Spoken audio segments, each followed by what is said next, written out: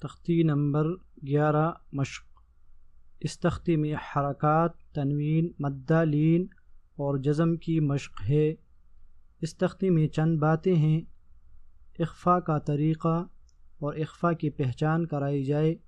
نون ساکن یا تنوین کے بعد حروف اخفاء میں سے کوئی حرف آ جائے تو وہاں اخفاء ہوگا، جیسے انت نارا ذات لہب۔ نمبر 2، اس تختی میں چند کلمات ایسے ہیں جن میں را ساکن سے پہلے کسر عارضی ہو یا اسی کلمہ میں موٹا حرف مفتوح آنے کی وجہ سے را پر پڑی جائے گی۔